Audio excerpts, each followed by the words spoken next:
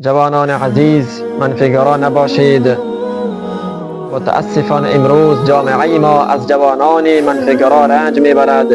خیلی از جوانان هستند که مسئولیت را به دوش وضعیت می اندازند، در کارهایشان جدی نیستند، درست منظم درس نمیخوانند. اگر از ایشان بپرسی که چرا درس نمیخوانید، در پاسخ میگوید که آنهایی که درس خواندند به کجا رسیدند.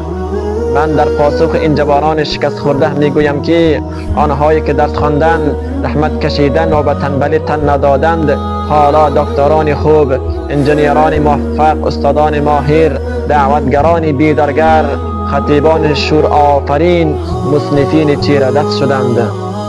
جوان عزیز، منفیگرا مباش، بلکه مثبت اندیش باش. حرکت کن که همه در حرکتند. آفتاب و مهتاب در حرکتند. کاروان پیش می رود، هوا به سمت پیش می وزد، آب بندها را می شکند، پیش می رود. آب شور بخار می شود، به آسمان می رود، شیرین شده باز می گردد. سلولهای صورتت در هر 2 ساعت یک بار تغییر می کند. تنها تو آرامی؟ آرام مباش، حرکت کن، درس بخوان، قرآن بخوان، حدیث و سیرت مطالعه کن، زبان یاد بگیر، کامپیوتر یاد بگیر.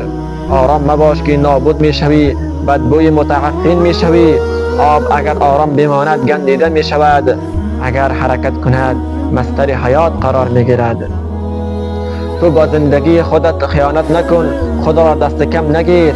نسبت به آینده ات بدگمان مباش، منفیگرا مباش، چون که دانشمندان میگوید تنها راهزنی که آدمی را به تاراج میبرد اندیشه های منفی خود اوست.